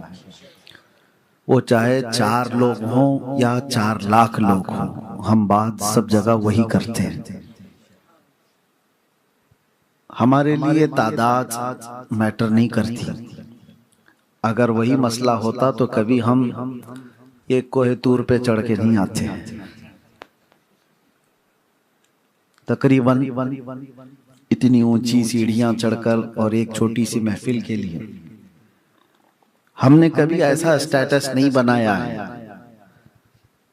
جہاں حضور پاک صلی اللہ تعالی علیہ وسلم کی بات ہوتی ہے، جہاں اللہ تعالیٰ کے محبوبوں کا ذکر ہوتا ہے، وہ جس علاقے میں ہو پہنچنے کی ہماری اگر طاقت ہے تو ہم اس میں حاضر ہو جاتے ہیں. اسٹیٹس دیکھنا یہ ضروری نہیں ہوتا. اور دوسری بات یہ بھی میں آپ کو بتا دوں، کبھی کبھار لاکھوں کی تعداد میں جمع ہوئے جلسے وہ کام نہیں کرتے جو 4 لوگوں کی محفل میں بات ہو جاتی وہ کام کر جاتے. تو تعداد کبھی میٹر کرتی نہیں. آپ کو معلوم ہوگا آج سے تقریباً 3 سال پہلے ہم نے ایک جو مباہلے کا چیلنج کیا تھا، وہ کوئی بہت بڑی کانفرنس اور بہت بڑے جلسے میں نہیں ہوا تھا. وہ مسجد کی ایک چھوٹی سی محفل تھی جس میں 40 سے 50 لوگ بیٹھے ہوں گے. لیکن جو بات نکلی، جہاں پر نشانہ لگایا گیا تھا سیدھے جا کر کتے پر نشانہ لگی رہا. اور کبھی ہم نے نہیں دیکھا کہ بڑی کانفرنس ہوگی تو بولیں گے بات وائرل ہوگی، ایسا نہیں ہے. یہ اللہ رب العزت کی شان ہے، وہ جس بات کو جیسا چاہے وہ اللہ تبارک تعالیٰ کائنات میں پھیلا دیتا ہے. وہ قادر مطلق ہے. تو ہمیں صرف حکم کس چیز کا ہے؟ وما علینا الا البلاغ المبین. آپ یہ مت سمجھیں کہ تقریر ختم کر دیا. یہ قرآن کی آیت ہے سورہ یاسین شریف میں، جس کا مطلب آپ سمجھو. ابھی میں نے پڑھا تو سب شوق ہو کر دیکھ رہے ہیں کہ حضرت ختم ہو گیا، کیونکہ آپ ختم پہ ہی آیت سنتے ہیں نا. وما علینا الا البلاغ. بہت سارے لوگ کچھ بات ختم کرنے کو بھی یہی کہہ جاتے ہیں. یہ مذاق نہیں ہے، اصل میں یہ ہر عالم دین اس لیے بیان کرتے ہیں اس کو آخر میں کہ اللہ تعالیٰ نے قرآن میں فرمایا یہ انبیاء اکرام علیہ السلام کی زبان تھی. انبیاء اکرام جب تبلیغ کرتے تھے اور آخر میں وہ یہ کہتے تھے وما علینا الا البلاغ المبین، مطلب یہ ہے ہم پر صرف پہنچانا فرض ہے. کسی کو مار کر کے عمل کروانا یہ ہمارا کام نہیں ہے. کسی کو ہم سے ایگری کروانا یہ ہمارا کام نہیں ہے. ہم پر کام کیا ہے؟ صرف پہنچانا، لوگوں کے دلوں میں اتارنا اور دنیا بھر میں پھیلانا. یہ رب کی شان ہے، یہ اس کے اللہ تبارک و تعالیٰ کے فضل پر ہے. خیر، آج جو بات سننی تھی آپ کو وہ آپ نے سن لیا. قبلہ استاذ الاساتذہ حضرت العلامہ مفتی زبیر احمد صاحب قبلہ ادام اللہ اقبالہ سے ان کی ناصحانہ کلمات آپ سن رہے تھے. بڑوں کے بولنے کے بعد پھر ہمیں زیادہ بولنے کی ضرورت نہیں، لیکن چند باتیں چونکہ آپ محبت میں سننے کے لیے بیٹھے ہیں تو عرض کیے دیتا ہوں. ہم نسبتوں والے لوگ ہیں، اور ہمیشہ ایک بات یاد رکھنا، اپنے بچوں کو بھی یہ چیز منتقل کرتے چلے جاؤ. دین کون سا ہمارے بچے اختیار کرنے والے ہیں آگے کے دور میں، کیونکہ سارا کا سارا ان کا دار و مدار آج انٹرنیٹ پر ہے. سوشل میڈیا یہ بہت بڑا سورس ہے انفارمیشن کا، یعنی آپ کو جو معلومات پہنچتی ہے اس کا سب سے بڑا سورس آج کے دور میں کیا ہے؟ Social media. کچھ بھی آپ سے پوچھا جائے کیسے پتا چلا آپ کو؟ سوشل میڈیا یہ بہت بڑا سورس ہے. اور پہلے کے دور میں کسی سے کچھ سوال کرتے، اگر وہ کوئی مسئلہ بتاتے بھی تو آپ کو کیسے پتا؟ تو کہتے بہاری شریعت میں پڑھا ہے میں نے، بخاری شریف میں پڑھا ہے میں نے. وہ کتابیں سورس تھیں انفارمیشن کی. اور آج کے دور میں ساری چیزوں کا سورس جو ہے وہ سوشل میڈیا. دینی نالج بھی دنیاوی نالج بھی سب چیزوں کو انہوں نے سورس بنایا. اس لیے اب میں آپ سے کہتا ہوں کہ اللہ کے نبی صلی اللہ تعالی علیہ وسلم کا یہ دین، اس کو بزرگوں نے فرمایا انظر امن تأخذون دینکم. یہ ہمیشہ دیکھا کرو کہ دین کس سے لے رہے ہو. مارکیٹ میں جا کر کے اپنا سامان خریدنے کے لیے اس کی کیٹیگری چیک کرتے ہو. ڈاکٹر کو دکھانا ہے اپنا جسم تو آپ اس کی ڈگریاں چیک کرتے ہیں، اس کا بیک گراؤنڈ کیسا ہے، کسی کو انجیکشن سے مار تو نہیں دیتا.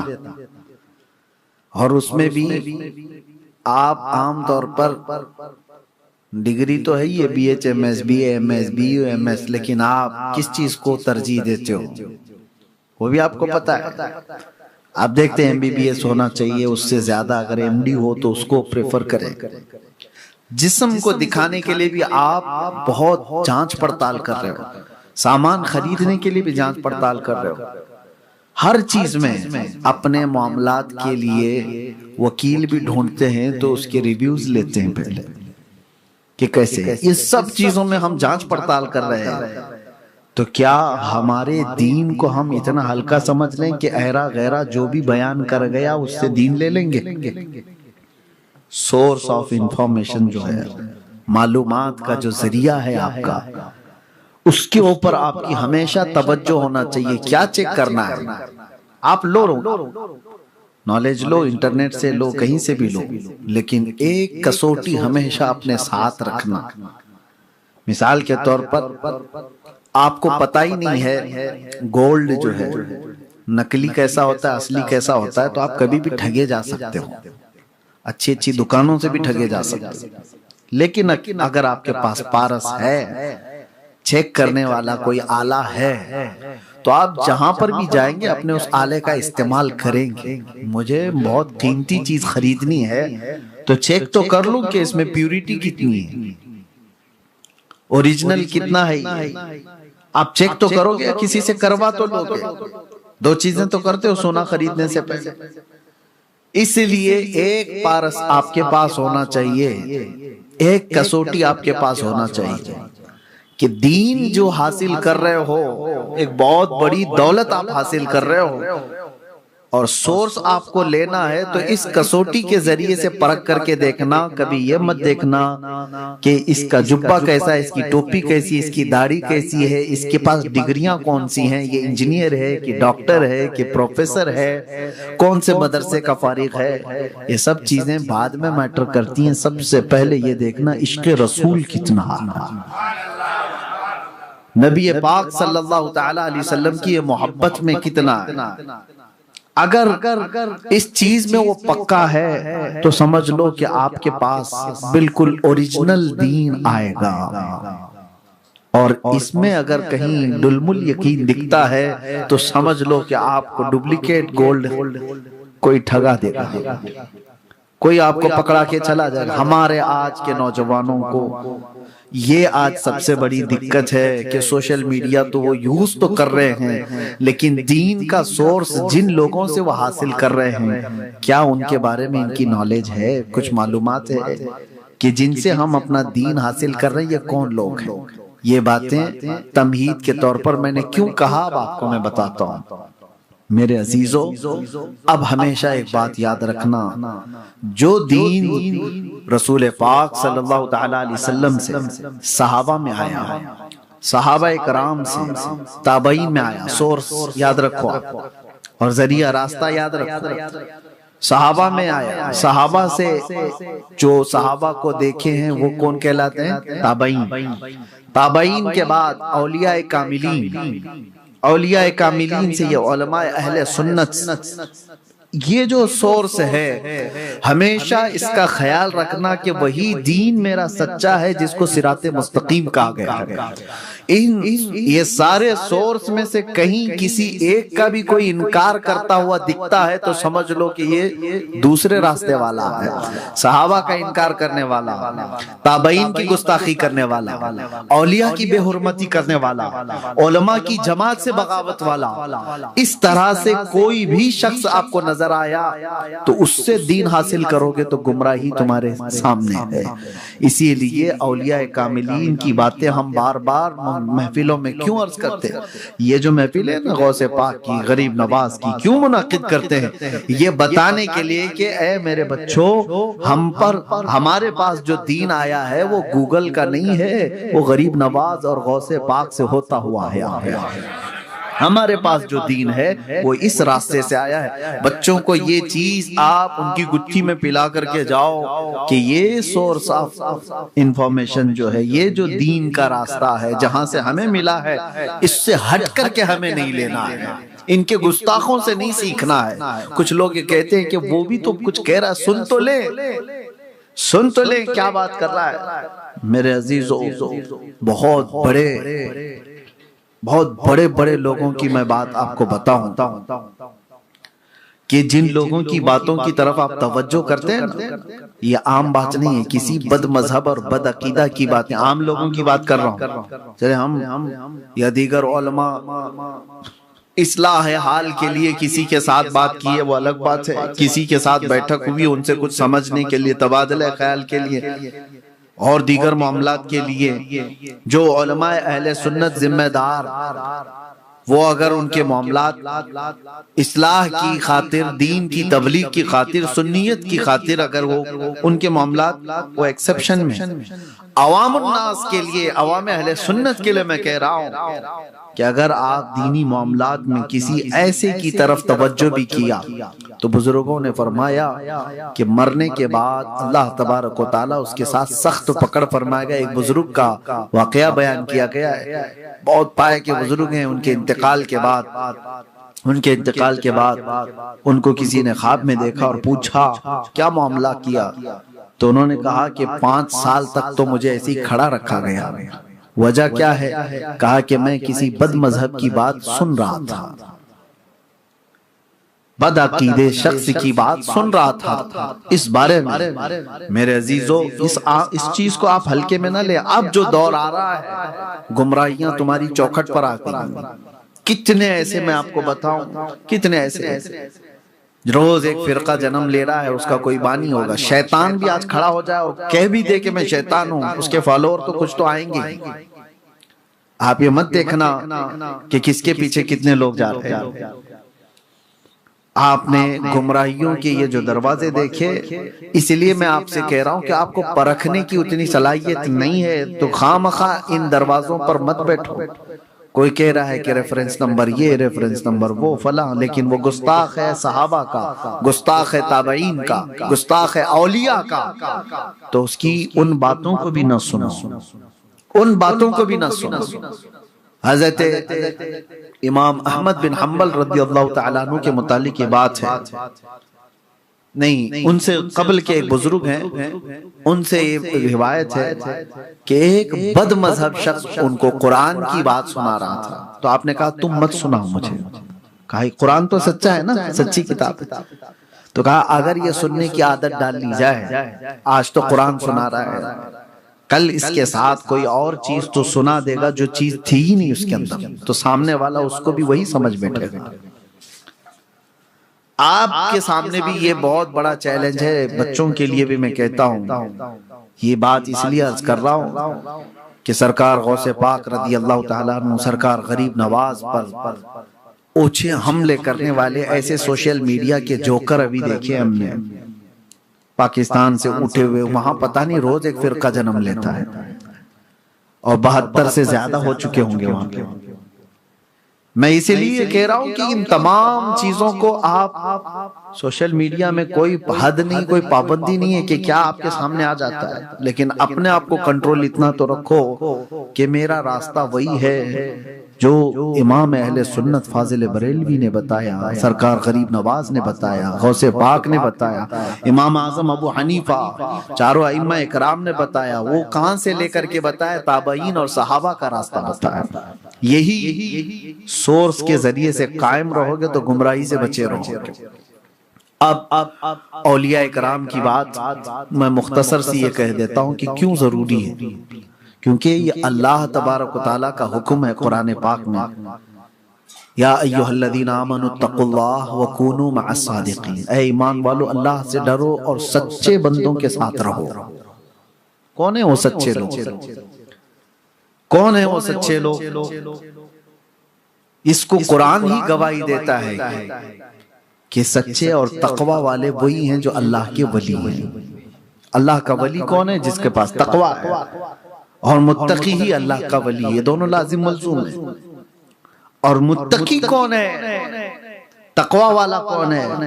اس کی 2 چیزیں میں آپ کو بتاؤں. تقوی در حقیقت اللہ کے خوف کو کہتے ہیں، اللہ کا ڈر، اللہ کی خشیت جس کے سینے میں ہے. لیکن وہ تقوی اس کو ایسا پابند بنا دیتا ہے، ایسا پابند بنا دیتا ہے کہ وہ شریعت مصطفیٰ صلی اللہ تعالی علیہ وسلم کے دائرے سے ایک بال برابر بھی آگے نہیں بڑھتا. متقی وہ ہوتا ہے. کچھ لوگوں کو ایسا لگتا ہے کہ بڑے پرہیزگار ہیں. کون؟ کھانا چھوڑ دینے والا، پانی چھوڑ دینے والا، لمبے لمبے چلے کرنے والا. لوگ یہ کہتے ہیں دنیا چھوڑ دیا انہوں نے، یہ بہت پرہیزگار ہیں. میرے عزیزو یہ چیز تو سنیاسی بھی کر لیتے ہیں. کھانا چھوڑ دینا، روٹی چھوڑ دینا، یہ بہت ساری چیزیں چھوڑ دینا، کپڑے پہننا بھی چھوڑ دیتے ہیں. وہ تو سنیاسی بھی کر لیتے ہیں.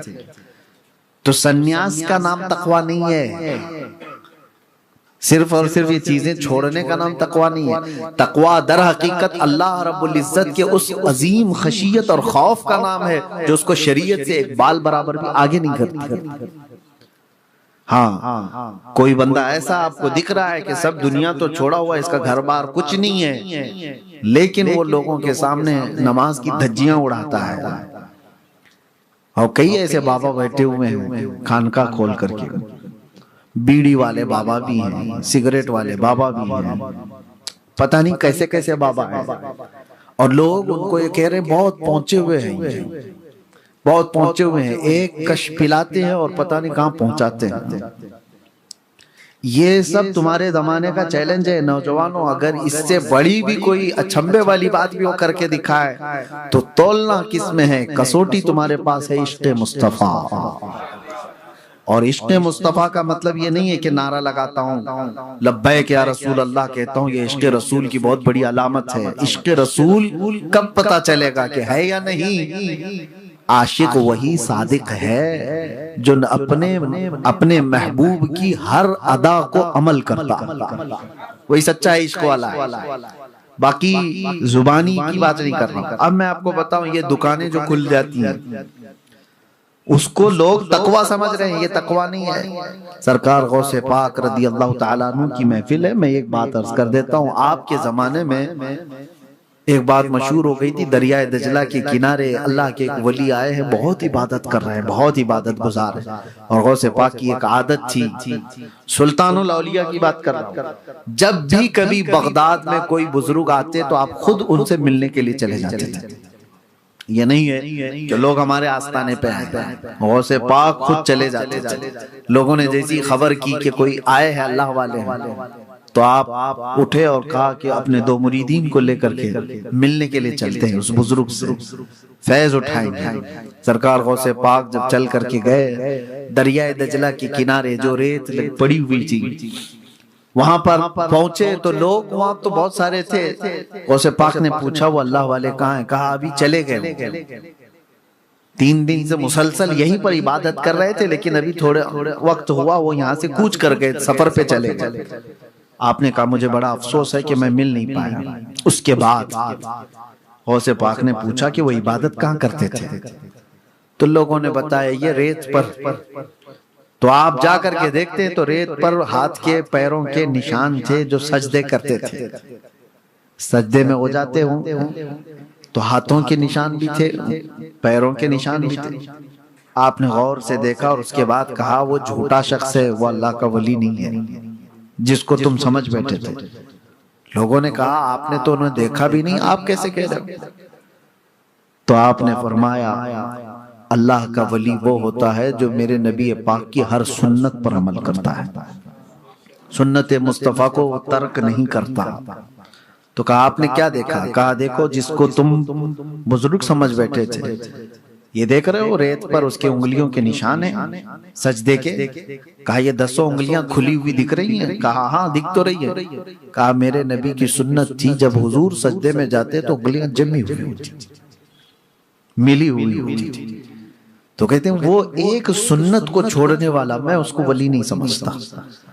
یہاں تو 5 انگوٹھیاں پہننے والے، چھلے والے، لٹھ والے، پتہ نہیں کیا کیا والے، سب کو لوگ سمجھ بیٹھے ہیں کہ بہت پہنچے ہوئے۔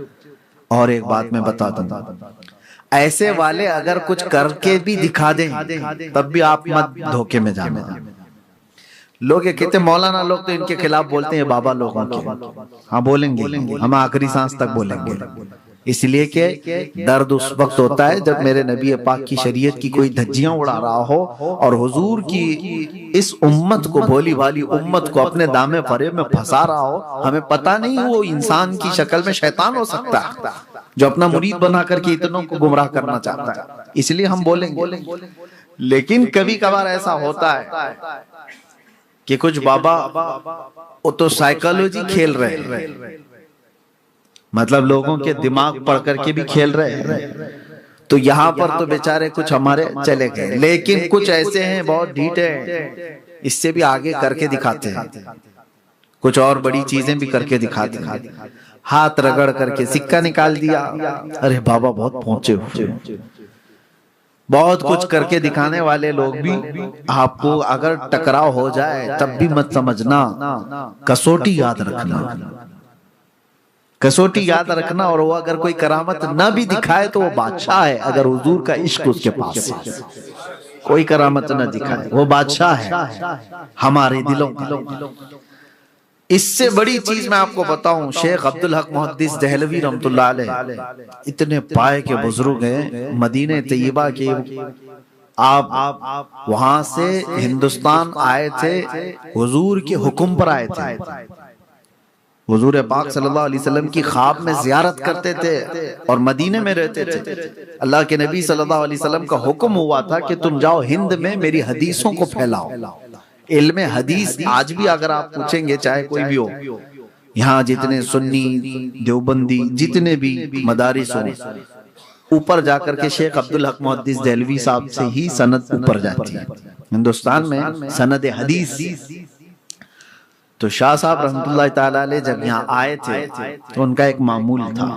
حضور پاک صلی اللہ علیہ وسلم کی بارگاہ میں عریضہ پیش کر کے آئے تھے، بڑا دور کا سفر کر رہا ہوں، مدینے سے دوری مجھے برداشت نہیں ہوتی، کرم اتنا فرمائیں کہ دن بھر میں لوگوں میں حدیث کی نشر و اشاعت کروں گا، شام کو تھکا ہارا آ جاؤں، آنکھیں بند کروں تو آقا آپ کی زیارت ہو جائے، مدینے کی زیارت ہو جائے یا روضہ رسول کی زیارت ہو جائے. تو یہ معمول سیدنا عبدالحق محدث دہلوی کا تھا. جب آئے بزرگوں نے لکھا ہے کہ وہ دن بھر درس و تدریس کرتے، حدیث پڑھاتے اور شام کو مراقبے میں جاتے، نبی پاک صلی اللہ تعالی علیہ وسلم کے روزے کی زیارت کرتے یا حضور پاک کی بھی زیارت کر لیتے. یہ روز کا معمول تھا. ایک دن ایسا آیا کہ آپ ایک بستی سے گزر رہے تھے، بہت توجہ سے سنیں باباؤں کے عاشق لوگ، اور یہ میرا پیغام سب کو پہنچا ہے. یہ آج کے زمانے کا بابا نہیں ہے، شیخ عبدالحق محدث دہلوی کے زمانے کی بات کر رہا ہوں.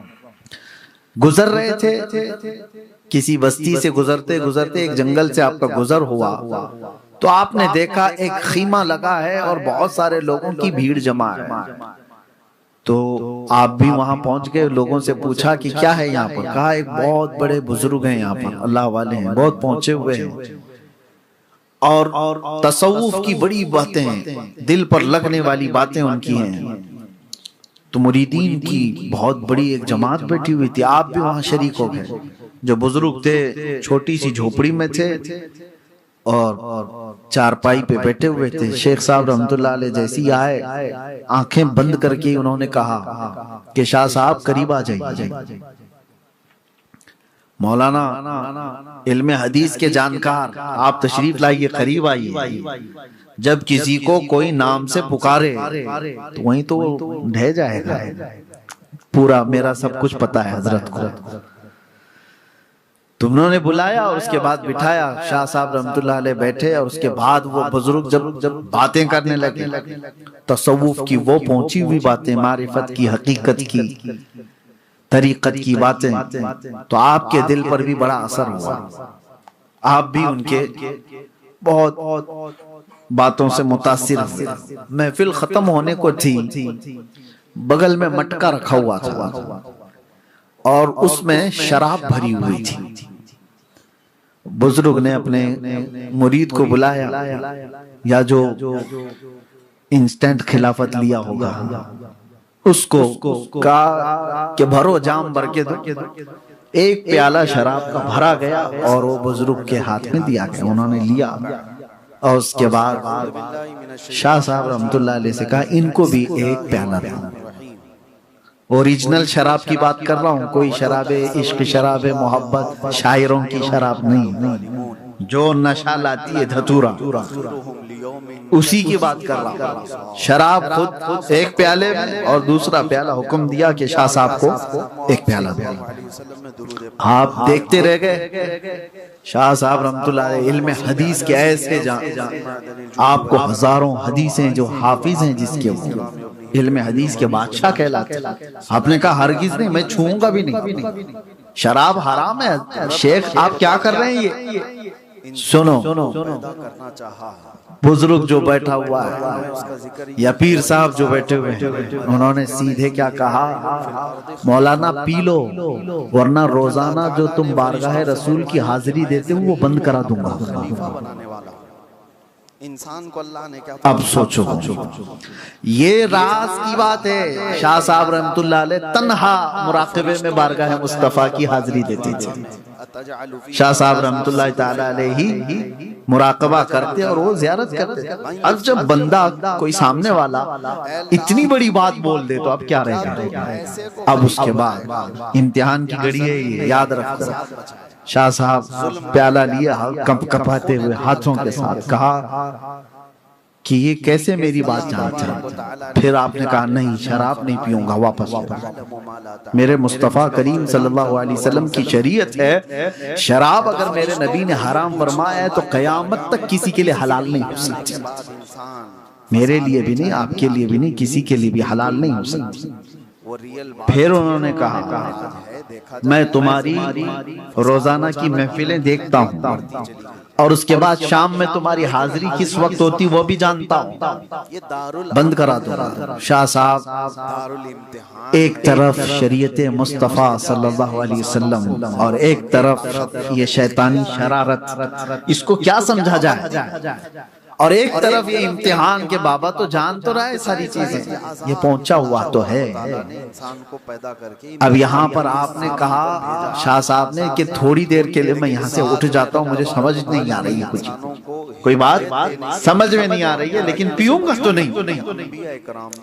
یہ عشق مصطفیٰ بچا لیتا ہے. محبت مصطفیٰ تو تھی, آپ چھوڑ کر کے اٹھے اور کہا کہ نہیں شراب تو نہیں پیوں گا, آپ کو چھوڑ دوں گا. کہا جاؤ دیکھ لینا. بات آئی گئی ہو گئی, چلو ٹھیک ہے, آپ کہیں گے تکا مارا ہوگا, سائیکالوجیکل جو ہے کسی کی دماغ کو پڑھ لیا ہوگا کہ یہ ڈیلی کیا کرتا ہے اور بول دیا ہوگا, یہاں تک تو صحیح ہے. شاہ صاحب اس واقعے سے بہت ڈپریسڈ, بہت پریشان تھے, آئے. اس کے بعد شام کو اپنے معمول کے مطابق مراقبے میں بیٹھ گئے, حضور پاک صلی اللہ تعالی علیہ وسلم کی زیارت کرنے کے لیے.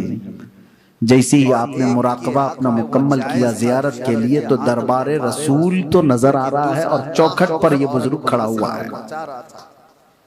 تو اس نے اپنی عورت کو حاصل کر کہہ رہا ہے کہ نہیں عبدالحق میں تمہیں جانے نہیں دوں گا, زیارت ہونے نہیں دوں گا, تم نے میری بات نہیں مانی. اب بتاؤ کیا کیا جائے. تو آپ پریشان ہو گئے, پریشان ہو گئے کہ کہا یہ تو جو کہہ رہا تھا تو سچ ہی کہہ کے دکھا دیا, مجھے تو زیارت ہونے نہیں دے رہے. آپ جھٹک کر کے اٹھ گئے, رات بھر آپ عبادت کرتے رہے بے چینی سے. دوسرے دن اس طرف گئے بھی نہیں, دوسرے دن گئے نہیں, اپنے آپ کو برداشت کرتے رہے. ظاہر سی بات ہے یہ بولنے میں آسان لگ رہا ہے, ایک عاشق رسول کی تڑپ آپ نہیں جانتے جس کو بارگاہ مصطفیٰ سے روک دیا جائے. میاں آج ہم کو اگر کوئی صرف سفر میں وہاں روک دے تو اوپر نیچے ہو جاتے ہیں, اور وہ ایسے فنا فی الرسول جن کی زندگی مصطفیٰ کے قدموں میں ہے اور وہ روزانہ بارگاہ مصطفیٰ کی حاضری دیتے ہو, ان کو اگر کوئی روک دے تو ان کا کیا حال ہوتا ہے, بسمل کی طرح تڑپتے ہیں. پھر دوسرا دن آیا, رات کو مراقبے میں بیٹھے, سیم وہی پوزیشن کل والی. آج بھی وہ شخص کھڑا آنکھوں کے سامنے ان کے نظر آتا ہے اور کہتا ہے عبدالحق میں تمہیں حاضری دینے نہیں دوں گا. دوسرا دن اسی طرح گزر گیا. اس سچویشن کو آپ سمجھو کہ دل ہو سکتا ہے کبھی مائل کر لے, جا کے صلح مصالحت کر لیتے ہیں. اتنی بڑی نعمت تو چھوٹ رہی ہے, اتنی بڑی دولت جو میرے ساتھ روزانہ کی تھی وہ چھوٹ رہی ہے, بات تو کر لیں, اس سے کیا مسئلہ ہے.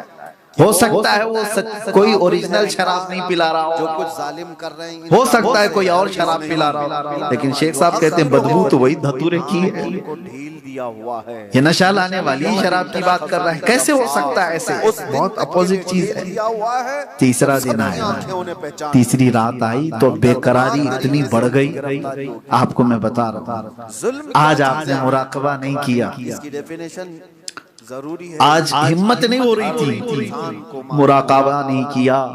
اب جو اوریجنل چیز عاشق رسول کی ہوتی ہے وہ آپ نے استعمال کی. کیا ہے سب سے بڑی چیز جو عاشق رسول کے پاس ہوتی ہے, اس کی وہ سسکیاں جو حضور کو پہنچاتی ہیں. بے اختیار رو پڑے, بارگاہ مصطفیٰ میں کہا اس منظر سے, اس حال سے مجھے یا رسول اللہ آپ کے سوا کوئی نہیں نکالے گا.